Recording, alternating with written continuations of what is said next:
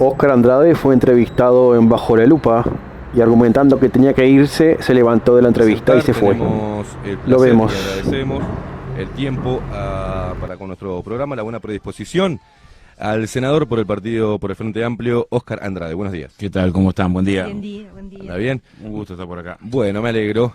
Para nosotros también porque pensamos ahí, como no lo habíamos visto, como acá tenemos el mirador en el estudio B, histórico estudio B de la 30. ¿Has estado acá? En el B sí, claro. En la 30 un millón de veces y en este estudio también. Muy bien. Y no te ¿Qué es veía... lo que hacía Mariando acá Alberto Silva, puede ser? Puede ser, sí, puede ser.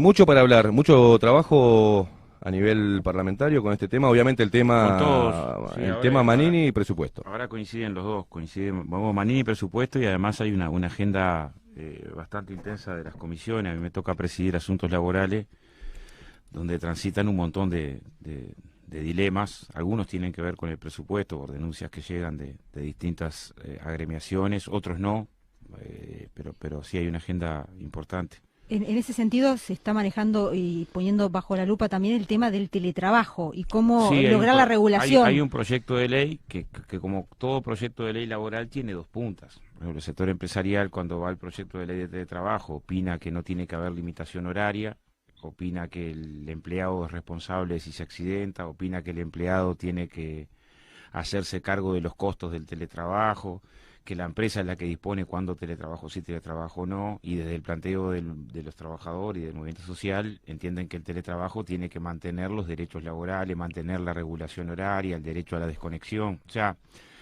más que el teletrabajo, lo que está en discusión es si hay teletrabajo con desregulación y precarización del trabajo o hay teletrabajo como forma de organización del trabajo sin estar apoyado en una forma de trabajo más precaria. Claramente es esa la discusión, como cada vez que abrimos la discusión de los temas laborales. Yo creo que ahí se dan claramente, se enfrentan dos concepciones de país en lo siguiente, no solamente en lo reivindicativo concreto, sino en quienes piensan que la competitividad se logra sobre la base de la precarización, del recorte, de mirar a los trabajadores como un costo, y entre quienes piensan, yo participo de esta segunda tradición de mirada de la relación laboral, que el Uruguay tiene que apostar a la alta calidad de lo que produce, y la única forma de apostar a la alta calidad de lo que se produce es también en calidad en la relación de trabajo y de vida de quien trabaja. No es posible pensar que uno va a contar con los trabajadores más preparados si las condiciones que ofrece son condiciones precarias. El resultado que tenés es que el más preparado se va del país y emigra, si nos ha pasado más de una vez y nos sigue pasando ahora. O sea, parte de la migración es trabajadores altamente calificados. Entonces lo que tenemos que preguntarnos es...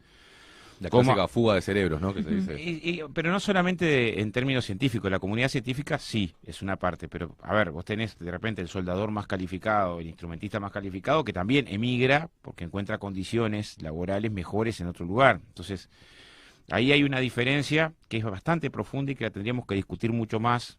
Yo creo que un país de 3 millones, pequeño, no puede competir en el mundo, en el mercado mundial, sobre la base de la cantidad de lo que produce, sino que hay que apostar a la calidad. Y repito, no se puede apostar a la calidad con condiciones precarias. Entonces la discusión de teletrabajo, yo creo que el proyecto de ley es un proyecto de ley que es una buena base, tiene elementos que yo creo, también lo he comentado con la senadora Sanguinetti, para mí hay que corregir, pero recibimos las delegaciones de los empresarios y del PCNT y es claro que,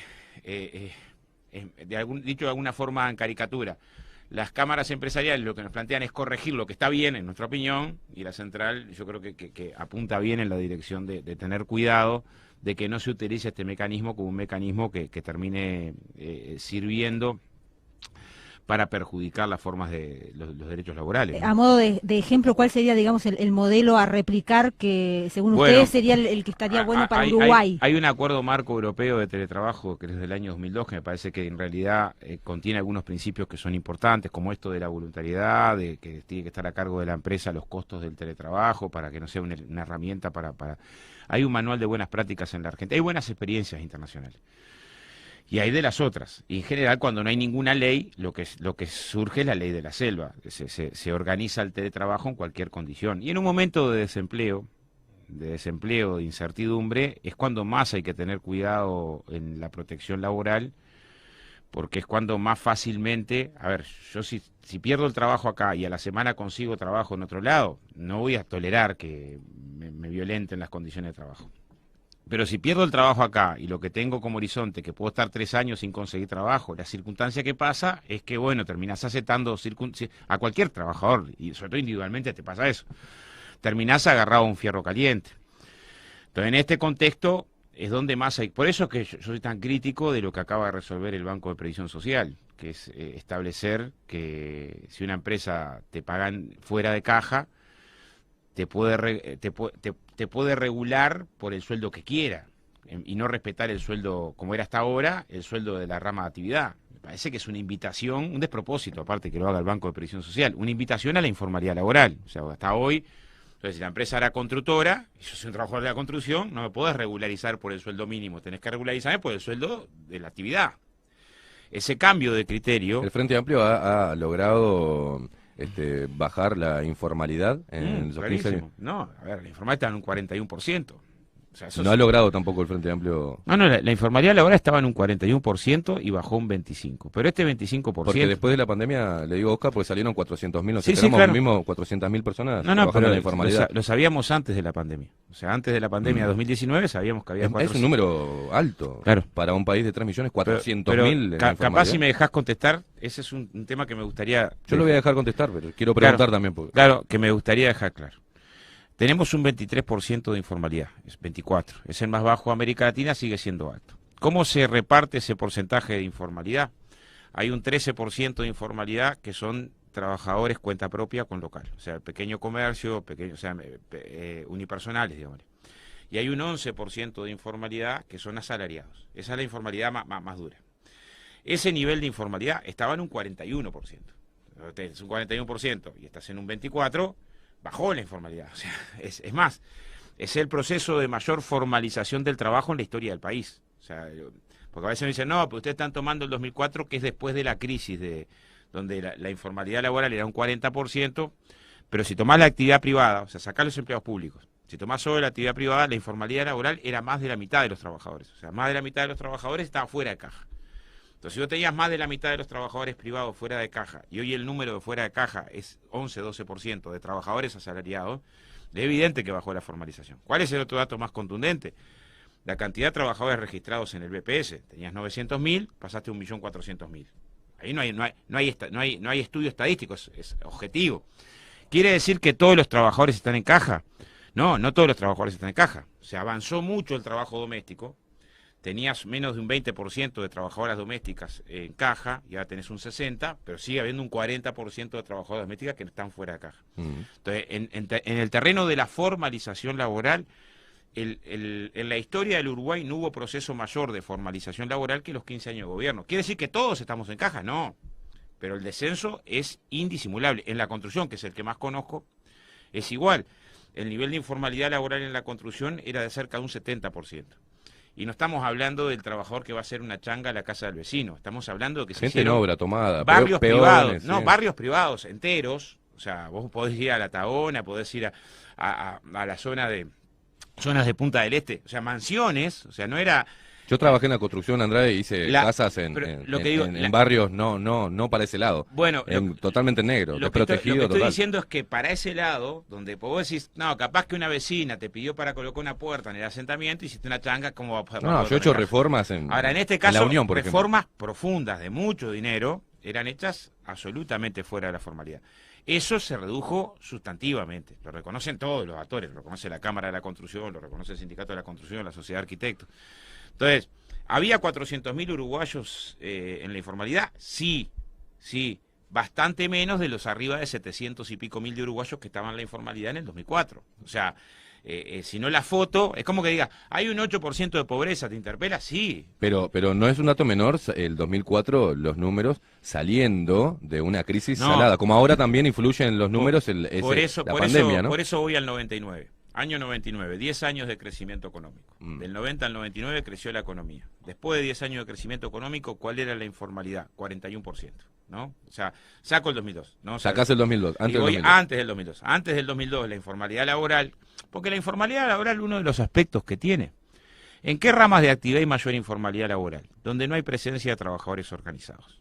Eso es algo evidente, ¿no? O sea, vos vas a ver, a los trabajadores bancarios, ¿están en la informalidad? No. En la construcción, las obras que hay sindicato, hay informalidad, cero informalidad. Bueno, en la industria metalúrgica, donde hay sindicato metalúrgico, ¿hay informalidad? No. Ahora, donde no hay sindicato metalúrgico es donde hay informalidad. Donde no hay sindicato de la construcción es donde hay informalidad. Pero como un flagelo o como una opción de los pequeños trabajadores de las diferentes ramas. Le digo por qué, porque acá entra, sí, la formalidad, está perfecto, y el IRPF, mismo criticado desde algunos sindicatos que integran el PIT-CNT, que como han dicho que el 80% de la recaudación del IRPF proviene del sector trabajador. ¿Qué visión tiene usted sobre eso? Sí, eso es cierto. O sea, nosotros acompañamos como un impuesto al trabajo, ¿no? Acompañamos desde que se votó el IRPF, que tendría que ser progresivo, también las rentas al capital, desde que se votó. Es una posición que acompañé desde que se votó. O sea, el IRPF es mejor que el IRP, sin duda. Sin duda. ¿Por qué? Porque el IRP castigaba al trabajador que cobraba 10.000 pesos. Si vos cobrabas 15.000 pesos, pagabas IRP. Entonces, me parece que es distinto el trabajador que cobra 15.000 pesos que el que cobra 1.000.000. O sea, vos sos gerente de una mutualista y cobras 1.000.000 de pesos por mes, tenés una capacidad contributiva diferente a quien cobra 15.000 pesos.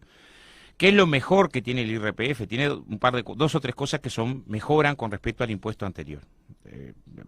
Habría que poner el foco en la franja, digamos. ¿Cuándo se empieza? Cuando se empieza a pagar, mejoró. Claro. Porque antes el IRP lo pagaban todos los trabajadores. En el IRPF, los trabajadores de menos ingresos no lo pagan. Eso es algo que defiendo.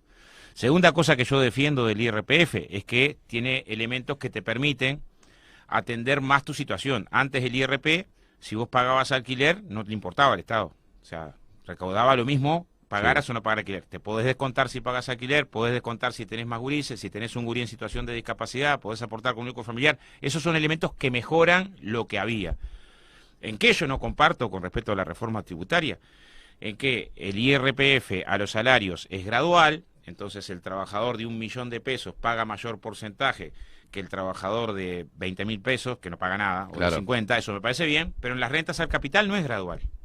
Entonces tiene una misma renta al capital, si la empresa es una empresa que tiene un registro de 300.000 pesos por mes, así tiene 3 millones por mes. Y lo que nosotros, el porcentaje, no es el mismo impuesto, claro que el porcentaje, en el monto es más alto. ¿Qué es lo que nosotros hemos defendido siempre? Yo lo defendí en la campaña electoral, que también tiene que ser progresivo al capital. Pero ¿cuánto devuelve ese gran capital? Porque es toda una cadena, ¿no? Ese gran capital en empleo.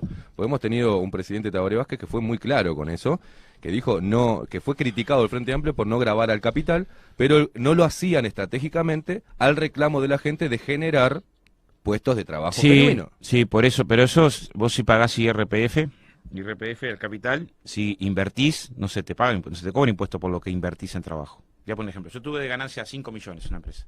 Y decidí 2 millones reinvertirlos. Esos 2 millones que los reinvertí no se me computan para... No se graban, digamos. Claro, o sea, en realidad el IRPF tiene mecanismos que estimulan la inversión. En esa dirección. Digamos. Si vos reinvertís, ahora, no es lo mismo si vos reinvertís que si lo que decidís es tu ganancia llevártela a un banco en el exterior. ¿Se entiende? Pero igual no le parece mal, por ejemplo, que un trabajador, cuando vaya a cobrar para irse con su familia, después de trabajar como un perro todo el año, que vaya a cobrar el aguinaldo, salario vacacional, y que de ahí IRPF meta mano. No, yo lo que estoy diciendo es... ¿Cómo lo ves? De vuelta. Porque eso, lo del capital vamos a tener una histórica. Ningún partido político va a grabar el capital porque depende del gran capital. Más o menos, ¿viste? Porque en realidad, los intereses bancarios se empezaron a grabar a partir de ahí, a partir de la reforma tributaria. Trabajador... Yo creo que tenés que preocuparte por mejorar la condición de vida de los trabajadores. Que ese tiene que ser un centro. Y en ese centro quiero valorar todo. Los trabajadores van a pagar menos IRPF este año. Van a pagar mucho menos IRPF. ¿Por qué? Porque se les congeló el salario. ¿Van a estar mejor? No, van a comer menos, van a pasar mejor, peor. O sea, ¿cuánto menos es? Claro, te voy a poner un ejemplo. Este año, ¿qué pasó con los trabajadores? No sea malo, Andrés, porque una cosa es que le bajen eso, que esté ganando un trabajador 40.000 pesos se les congela, y que ahora gane 20.000. Bueno, ahí obviamente no lo agarra el IRPF, pero ¿cuánto es la diferencia? Me dejás una circunstancia de por qué no hay que mirar solo el IRPF. Yo quiero fundamentar esto. Un trabajador en el año 2020 arrancó el año y le bajaron 2% sus ingresos porque le aumentaron 2% el IVA que paga con la tarjeta con la que cobra el sueldo. Bueno, sí. Después de bajarle 2%, le congelan el sueldo durante 9 meses. A los 9 meses va a recibir un 3% de aumento en una inflación de 10. ¿Cuánto pierde en capacidad de compra un trabajador este año? 8 o 9 puntos. Ese impacto es un impacto brutal. brutal. ¿Pero es por las políticas de este gobierno? Ahora este año. O sea, este año se aumentó el IVA a 2 puntos, por eso recaudó más IVA este gobierno. Se decidió congelar el salario durante 9 meses. El ajuste que vas a tener a los 9 meses es de un 3%. Por primera vez es un ajuste radicalmente menor que la inflación.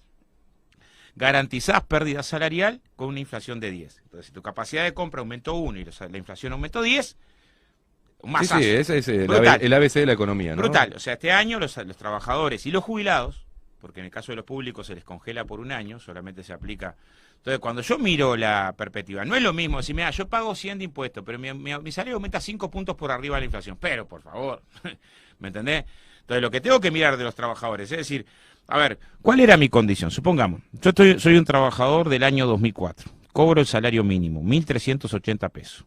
Entonces, yo tengo que decir, ¿para qué me alcanza mi salario? Voy a comprar una garrafa de gas de ese año, 300 y pico de pesos. Una semana de mi salario. La garrafa de su batallito de... No solo. Caballito de batalla, ¿no? La garrafa. Saco la garrafa. Voy a tomar un ómnibus. ¿Cuánto Bien. valía un boleto de ómnibus en el año 2000? Sí, ni idea. Bueno, yo sí tengo 6 idea. pesos 15 pesos valía. 6 pesos yo me acuerdo cuando vine acá en el 15 pesos. en el 2000. 15 pesos. Sí. Si yo gano 45 pesos por día y voy a comprar un litro de leche del año 2004. Saco la garrafa. Para Bien. hablar de todo lo que quieras del Sáqueme 2004. la garrafa, por favor. Saco la garrafa. Voy a comprar un litro de leche.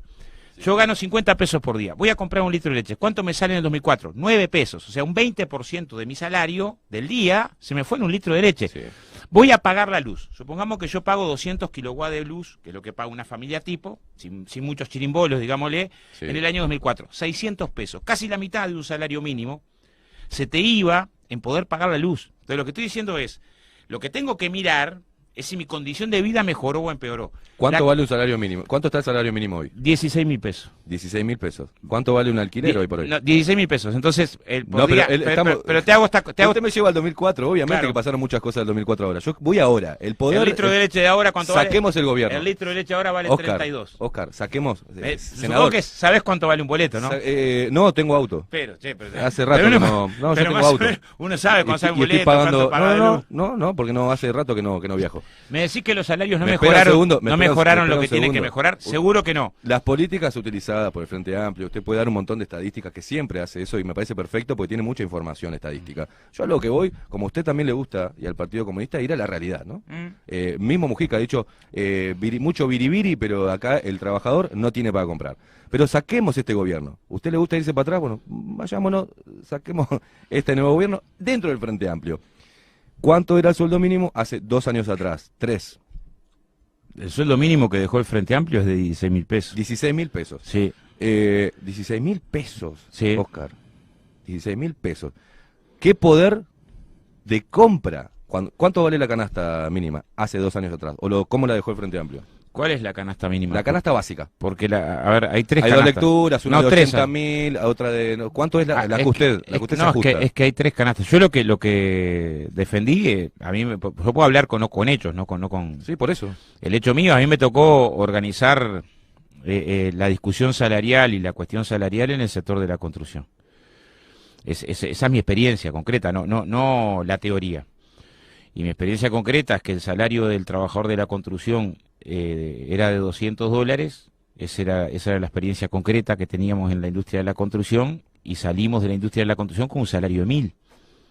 Esa fue mi experiencia concreta. ¿Cuándo era $200? En el año 2004. Cuando Y dale, empezamos- con el 2004. Y sí, Pero pero yo- es que estoy midiendo desde el gobierno, Sí, desde está perfecto. el piso donde heredamos. Tenemos que ver la inflación, Entonces, tenemos que ver un montón de cosas. claro. Si usted pone $200 2004, lo traspola ahora a $1.000. Por eso, es obvio. por Es eso como- te puedo hablar de qué cosas podíamos comprar en el 2004 con el salario que teníamos en la construcción. Sí, en un momento O sea, crítico, muy crítico. Te Yo lo puedo, pasé te acá. puedo hablar del 99, si querés. Puedo ir antes de la crisis. Yo A mí estuve me gusta, metido, a mí me gusta senador. hablar del 99 porque es antes de la crisis. Sí, que todo Pero lo vos me que sea decís- gobierno blanco o algo va a ir a sacar. Pero digo, por ahí. ¿cuál fue mi experiencia de término salarial? Yo- Siempre defendí no el me crecimiento del respondió, salario. Usted no me respondió. Estoy preguntándole. Hace 2 años atrás, el Frente Amplio dejó 16.000 pesos, que es una miseria el sueldo mínimo. Se reivindica todas las luchas para llegar a subir y ajustar año a año el Consejo de Salario, subirlo y luchar por el sueldo mínimo. Pero es una burla a una burla al trabajador, 16.000 pesos. Yo tengo muchas y asumen personas la coalición de conocidas. derecha y rebaja el salario. Bueno, ¿Es en serio? O sea, claro, lo que digo es... entonces como hicimos las cosas como el nosotros traste, mejoramos el otro lo hizo peor. Lo que digo es, mejoramos el salario durante 15 años. Durante 15 años el salario creció por encima de la inflación. Eso es indiscutible, ¿no? Un dato de la realidad. No sé, tendría que ver si creció realmente por encima de la inflación. Revíselo. Ah. O sea, capaz que revisás y me Usted me contestás. Ese es un dato grande. Como me- una roca. O sea, el salario Usted lo dice, va a quedar ahí. aumentó por encima de la inflación. El salario mínimo también. O sea, cualquiera, porque si no parece que no estamos No, informando. pero es como hacer, ¿sabes qué me pasa a mí, Oscar, cuando usted hace Pero de eso? vuelta- Cuando Frente Amplio, parece que, mirá, tenías unos zapatos rotos de porquería, pero mirá que antes, en el 2004, andaba descalzo, ¿eh? Es como medir a ver qué es lo peor o qué es lo mejor. Yo estoy hablando de un trabajador que pasa hasta con las cajeras de supermercado, que conozco muchas y que ganan 16, un sueldo en el mínimo. comercio se duplicó el sueldo en términos reales. Ganan chirolas. Te digo No que cobra ganan 16.000 chirolas. pesos una cajera de supermercado. ¿Cuánto cobra? No cobra. ¿Estás No sé segura? con Mire- qué- sí, bueno, estarán ilegal. Le mando el teléfono. Sí, le mande el mando teléfono en el supermercado, no es el sueldo. Chirolas. Pero no es el sueldo. Sí, chirolas. Ahora, Chirola. lo que digo es... Perdón. A ver, déjame llegar al punto. pero Con el 16.000 punto- pesos de sueldo mínimo, no hacemos nada en Uruguay porque la canasta básica está por las nubes. Porque nada Y entonces está se barato en rebaja el relación. salario. No se rebaja el salario. Hoy sí. Estoy hablando del gobierno de Frente Amplio. A este lo vamos a criticar todos los Pero 4 años. ahora tenemos una política salarial de rebaja. ¿Qué opinión tenés? Pues usted está sacando la bandera. No, Pero yo no soy ahora- el entrevistado. Pero Usted es estoy el haciendo una entrevistado. pregunta. Tu opinión con respecto a la rebaja salarial actual, ¿cuál es? No es ¿Estás rebaja a favor? salarial. ¿Cómo no? Aparte lo dijo, en un contexto de pandemia usted está pidiendo, aparte lo dijo, a partir del 2021. Vamos a esperar, estamos en una pandemia. A usted no le importa nada, el Frente Amplio, la pandemia. De vuelta. No le importa nada. En junio... pero a ver, si me vas a adjudicar intenciones está complicado. Y sí, claro que sí. No, porque pero no, si porque me vas a usted adjudicar... A ver, yo te digo, en junio no hay aumento habla de salarial. 2004, Sí. habla del 99. Solo lo que hace es vender, claro, una propaganda política de lo que se hizo del Frente Amplio. Ahora, la autocrítica, no de la autocrítica esa que se pide, la autocrítica real. Usted, como trabajador, piensa que está bien, que no se podía haber luchado más por subir el sueldo mínimo, esas grandes manifestaciones del PIT-CNT, del sector obrero, para subir realmente y para pedir que no lo chupe el IRPF y que se pongan las pilas. Eso es lo que voy, porque el poder de compra hoy, con el Frente Amplio, con el gobierno blanco, con la Calle Herrera, después de la crisis del 2002, después de la pandemia, sigue siendo malo.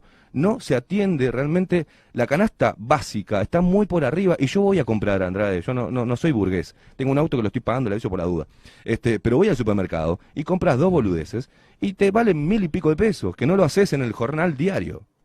Entonces, a eso es lo que voy. Hay sectores que sí, el sector de la construcción anda bárbaro, porque los pibes, que eran peones, ganaban chirolas, en negro. Hoy lo mejor que hay es la construcción para trabajar.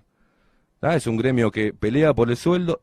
Hay laburo, ahora se empieza a ver, y yo trabajé en la construcción, y se ganaba mucho mejor que una cajera de supermercado. Eso lo sé. Si usted me pone su sector, obviamente vamos a tener diferencias. Pero hoy, dígame la verdad, ¿no sigue habiendo falencias en el poder de compra que tienen los uruguayos, pero no de ahora, de hace 2 o 3 años atrás? ¿O me va a decir que era bueno? ¿Se enojó? No, estoy esperando la pregunta, ya te escuché. La pregunta se la hice 3 veces y me salta con el 2004. Estoy preguntando, en el gobierno de Frente Amplio, ¿el trabajador estaba mejor que va a estar ahora? ¿Estaba mucho mejor? ¿O con esos 16.000 o 15.000 pesos de sueldo no le pasaba lo mismo que le va a pasar ahora? No tenía poder de compra. Y tenía que acceder sí o sí al crédito, a la bicicleta. No tenía poder de compra el trabajador común. Si comparamos los precios de la canasta básica, que también están grabados y también modificados por un tema de combustible, un tema de la cadena de distribución, un montón de problemas que hay. Pero dígame la verdad, si usted me dice que en el Frente Amplio el obrero tenía una situación distinta a la de hoy con este gobierno, permítame dudarlo, porque si no lo dudo es porque no vine ayer al país. Yo atravesé también, como todos los uruguayos, la crisis del 2002, como usted. ¿A usted le parece que puede defender eso de Frente Amplio? ¿Terminaste? Sí, claro. ¿Me vas a dejar contestar? Sí. Sin interrumpir. Pues yo te dejé preguntar largo. Bueno, ¿Me dejas contestar? sí, tenemos una hora más de programa. Bueno, una hora no tengo porque tengo que estar 9:30 en la cámara. Bueno. Empezamos, o sea, tenemos 20 minutos. Ahora, te voy a tratar de contestar. El salario mínimo se duplicó en los gobiernos de Frente Amplio. La informalidad laboral, que era arriba de un 40%, avanzó. La tasa de sindicalización se multiplicó por 4. Las muertes en el trabajo, que había 50 muertes por año en Uruguay, bajaron a menos de la mitad. Lo mismo la cantidad de trabajadores con discapacidad grave producto de un siniestro mortal. Se formalizó el trabajo doméstico. Se generaron las 8 horas para el trabajador rural, que es una vergüenza que con los gobiernos de los partidos tradicionales nunca se atendió siquiera la limitación de la jornada del trabajo rural. Se estableció una norma que ubica que es responsabilidad del empresario las condiciones que pongan en riesgo de vida a un trabajador. Se aumentó la negociación colectiva para todas las ramas de actividad, aún para aquellas que nunca en la historia del país tuvieron condiciones de negociación colectiva. Frente Amplio no resolvió todos los problemas del trabajo, pero no hay duda que las condiciones de precarización del trabajo, de brutal caída, bueno, yo creo que el elemento principal de salida de la pobreza de más de un 40% de los uruguayos a menos del 8% de los uruguayos. Otro contrastable. Pero me vas a dejar contestar. No, pero si me interrumpí, yo te escuché Es que no puedo dejar que usted falte a la verdad. ¿A qué verdad falte? Decime. Usted otra vez va a utilizar, que ya lo hemos desmembrado acá, en Bajo la Lupa, que es una falacia, que agarró el Frente Amplio, el 40% con pobreza, y lo llevó al 8%. Es mentira. ¿Sabe por qué es mentira? Porque su misma compañera de partido, Graciela Villar, acá, y el mismo Bayardi, le preguntamos lo mismo, y hablan de que para las estadísticas deja de ser pobre, Andrade. Usted no puede no ver eso, que para el INE, cuando un trabajador que estaba en un rancho de lata con piso de tierra, ¿tá?, entra formalmente con un sueldo mínimo de 16.000 pesos, igual no tiene saneamiento, igual vive en un asentamiento, en un sector vulnerable de la sociedad. ¿Y cómo pasa? Una pregunta te puedo hacer. ¿Cómo se medía el 40% del 2004, del punto de partida? ¿Igual o no se medía? Igual. ¿Sí? Entonces era mucho más que el 40, ¿no?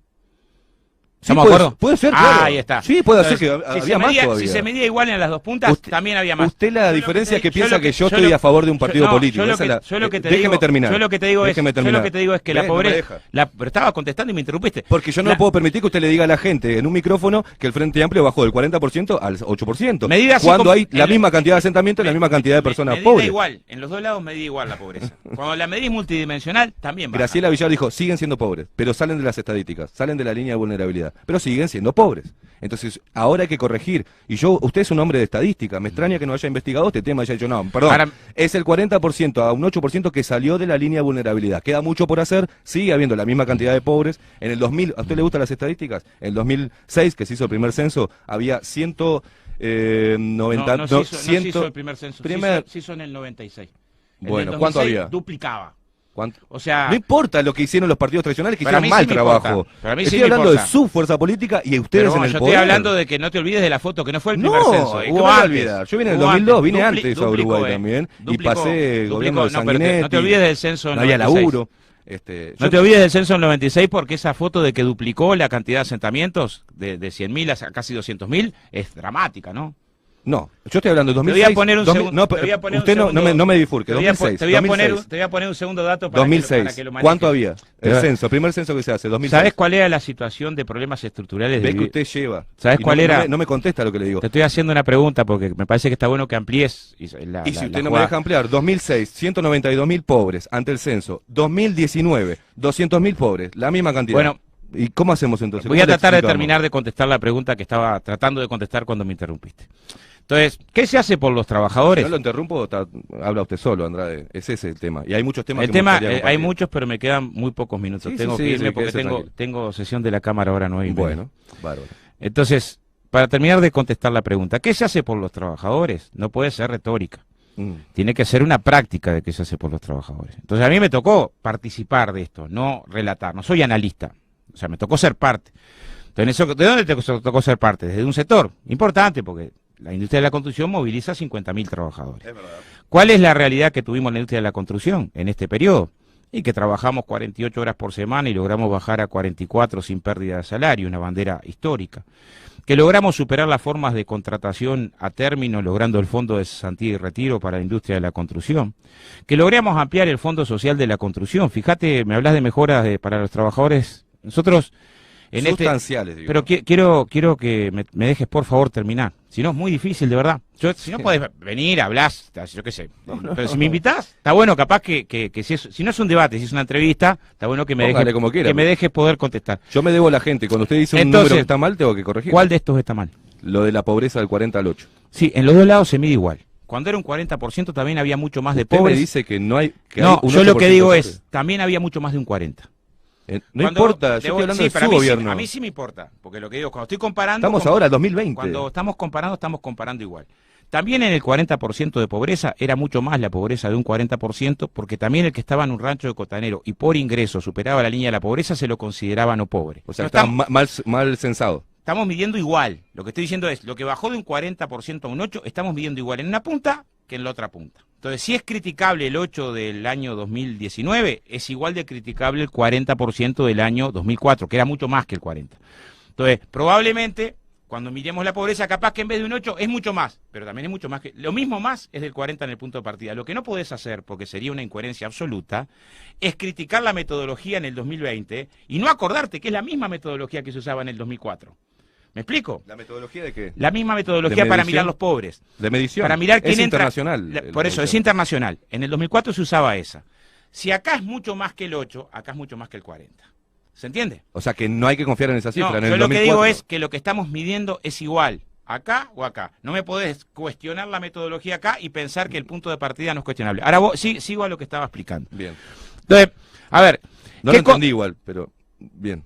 De vuelta. No, después lo veo el programa y lo analizo. Yo lo que estoy diciendo es que si estás cuestionando una metodología de análisis para el año 2019, es la misma que se usó en el año 2004. La cuestiono y también. por lo tanto, si en realidad la pobreza... La cuestión a nivel mundial, ¿eh?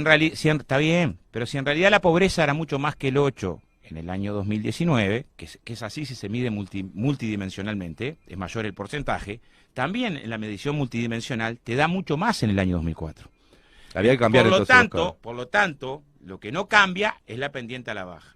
Midas la pobreza por ingreso o midas la pobreza multidimensional, hubo un descenso en cualquiera de los indicadores. Pero sigo en la explicación de qué cosas hicimos. A ver, ¿qué cosas hicimos? Bueno, nosotros que creamos un fondo de cesantía y retiro para atender las circunstancias de los trabajadores de la construcción, creamos un convenio por el cual le resolvemos la odontología no solo al trabajador de la construcción, sino a toda su familia. Pasan 8 o 9 mil trabajadores y hijos de trabajadores por año.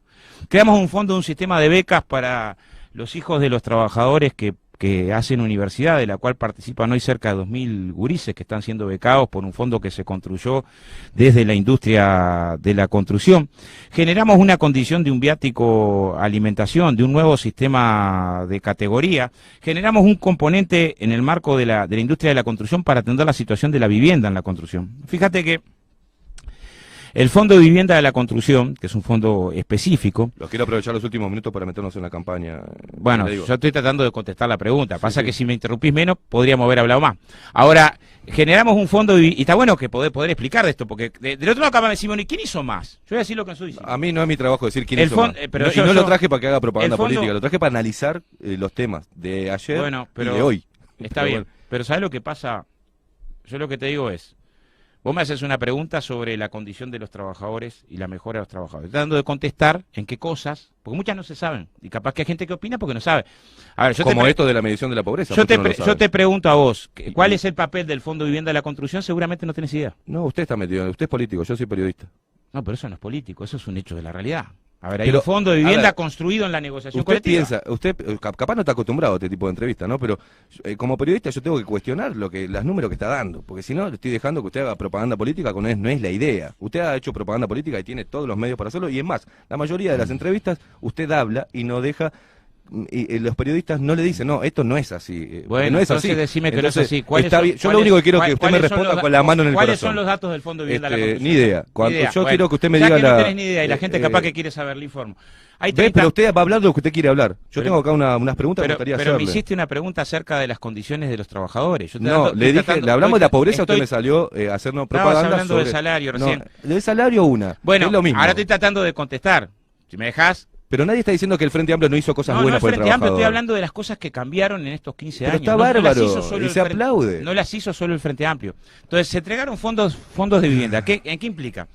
Que el trabajador recibe un préstamo en materiales para arreglar su rancho. Esto tiene que importar, porque si no, pues si no pasa que no nos importa la vida de la gente. En todos los lugares y todo. A ver, la propaganda política está. A mí me interesa Óscar Andrade qué piensa de muchas cosas. No estoy haciendo propaganda política, estoy tratando de explicarte, porque vos me hiciste una pregunta, y estoy tratando de contestar de qué cosas se han modificado.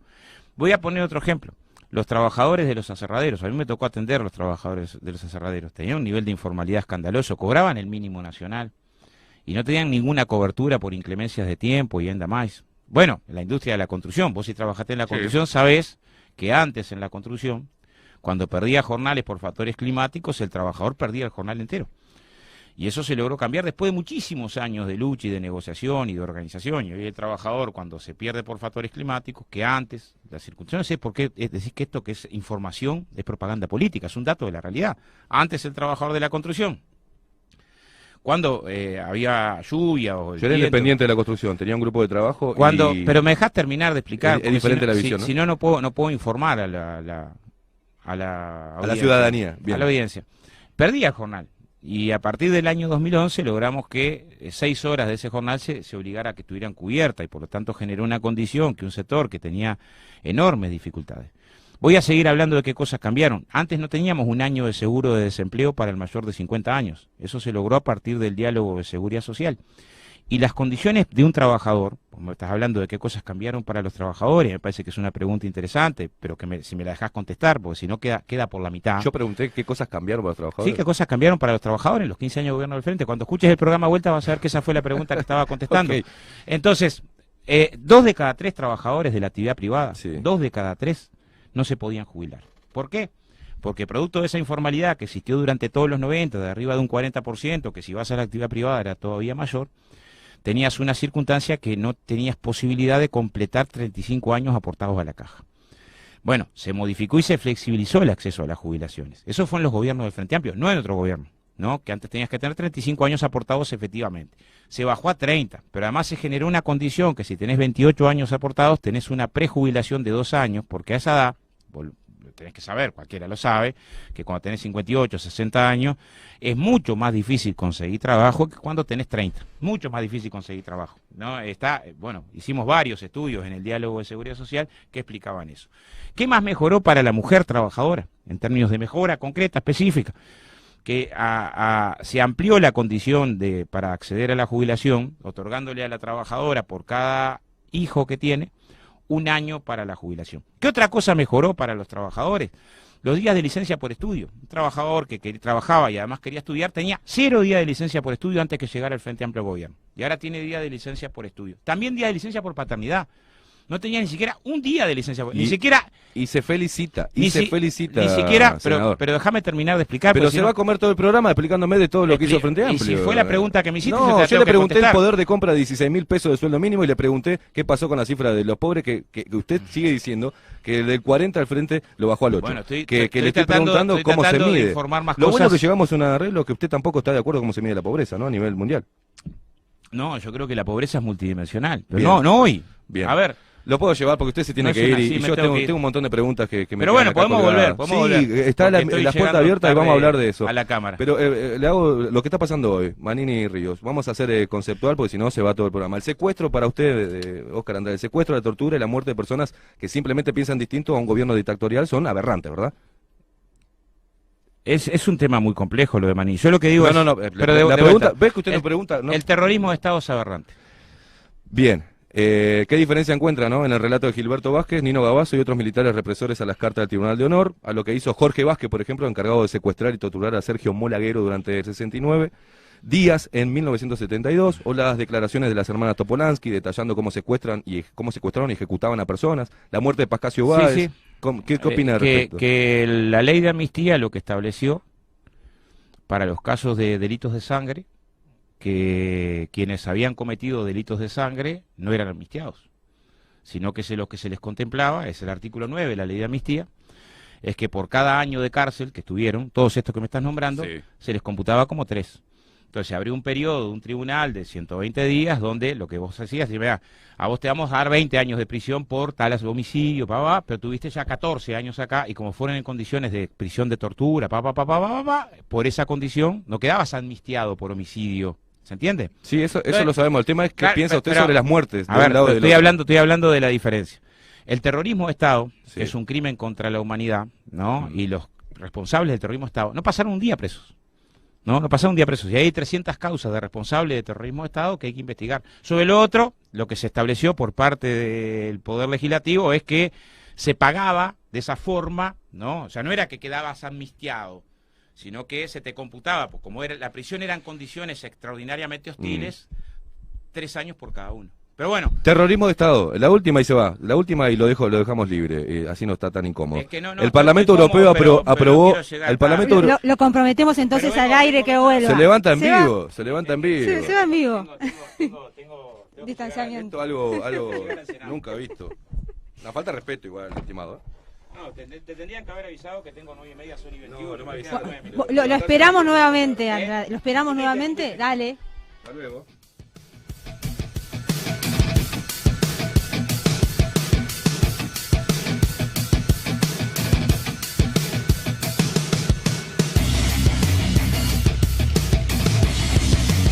...21 minutos pasan de las 9 de la mañana.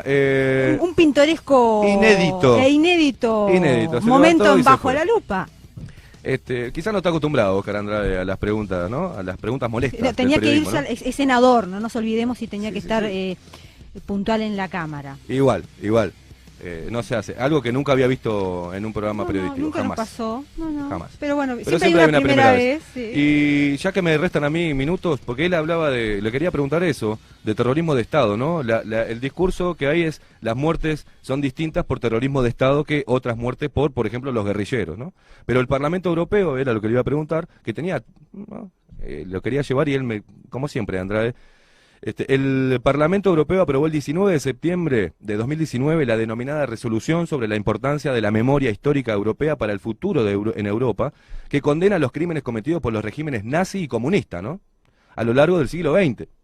Y tú estabas hablando de terrorismo de Estado, porque el señor Andrade, junto con muchos dirigentes comunistas, el texto coincide con la conmemoración del 80 aniversario del estallido de la Segunda Guerra Mundial y recuerda cómo fue el pacto Molotov, si hablamos de pactos, que también acá en Uruguay hay pactos, entre los militares y Tupamaros, ¿no? Entre el comunismo y el fascismo, que para mí son lo mismo, el pacto Molotov-Ribbentrop, firmado en 1939 entre la Unión Soviética y la Alemania nazi, al que siguió la invasión de Polonia, primero por Hitler y luego por Stalin, y la anexión por parte de la Unión Soviética de partes de Rumania, y de las repúblicas de Lituania, Letonia y Estonia, el desencadenante de la conflagración, ¿no? A manos del comunismo, porque quería hablar de eso, ¿no? Del terrorismo de Estado, a manos del comunismo, si hablamos de terrorismo de Estado, tiene millones y millones de personas murieron por estos regímenes comunistas, ¿no? 60 millones en la República Popular de China, 20 millones en la Unión Soviética, 2 millones en Corea del Norte, 2 millones de personas en Camboya, 100.000 en los regímenes comunistas de Europa Oriental, 100.000 en Latinoamérica, 30.000 en África, 100.000 en España, en la represión en la zona republicana durante la Guerra Civil Española. Ni que hablar de las dictaduras castristas que están dentro de estos 100.000, ¿no? Dictaduras castristas y chavistas, las cuales han llevado hambre, muerte, violaciones flagrantes a los derechos humanos básicos como la libertad de pensamiento. Entre ellos están los pactos de silencio que nos llevan al tema de hoy. Era lo que quería hablar con Oscar Andrade, pero no tenía tiempo y no me avisaron nada que tenía 9:30 sesión ni nada por el estilo. Estas son las cosas que cuando veo terrorismo de Estado, ¿qué pasa con las millones de muertes a manos del comunismo? ¿No? ¿Qué pasa con la violación a los derechos humanos en Cuba y en Venezuela? En China mismo. En China, que ahora apresan periodistas australianos, para que no les gusta que muestren parte de lo que tratan de ocultar, que es la pobreza que hay en China.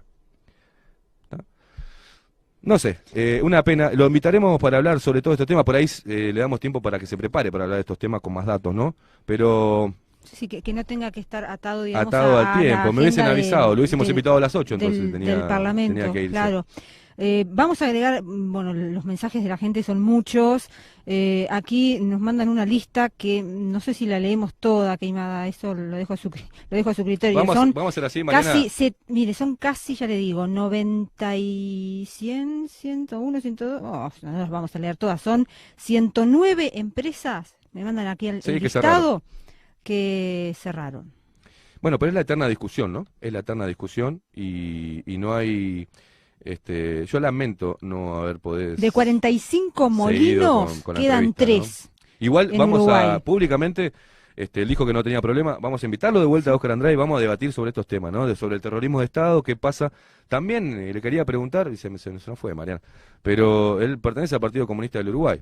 Y vuelvo al mismo tema, que son los que patotearon el Partido Comunista, me patoteó a mí como periodista y a un grupo de cubanos que se quería manifestar pacíficamente en su embajada. Estaba todo el Partido Comunista del Uruguay, además personas relacionadas, sindicales, por ejemplo a FUTU, ¿tá? Como Mabel Mayo, por ejemplo, ¿tá? Que después salió a hacerle una campaña a él, la misma Mabel Mayo que le hace campaña a él, que él hoy, Óscar Andrade, está pero muy indignado con la violación de los derechos humanos, muy indignado, ¿no? Está muy indignado.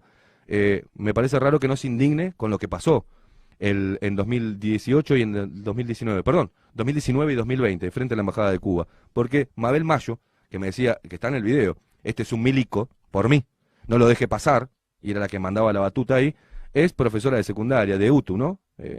Y aparte le hizo un gran spot publicitario que subimos a la página de Bajo la Lupa, donde hace campaña a Óscar Andrade. Y aparte, parece que integra alguna comisión de acoso laboral. ¿No? Es increíble, ¿tá? Como otros que tenían en esa misma manifestación, matones, ¿tá? Que tenían la remera Todos Somos Familiares. Entonces, a mí me gustaría hablar de terrorismo de Estado, realmente, ¿no? De lo que es la privación de las libertades individuales, colectivas, de la privación y la violación de los derechos humanos que pasan acá en nuestro país, porque si vos te querés hoy manifestar por una causa que vaya en contra del régimen castrista en este país, te cae todo el Partido Comunista, los matones, los gorilas, ¿tá? A callarte. ¿Ah? Y ahí no hay intervención de la policía, no hay nada, como nos pasó a nosotros, yo lo viví. No me lo contaron, lo vivimos y lo filmamos en vivo.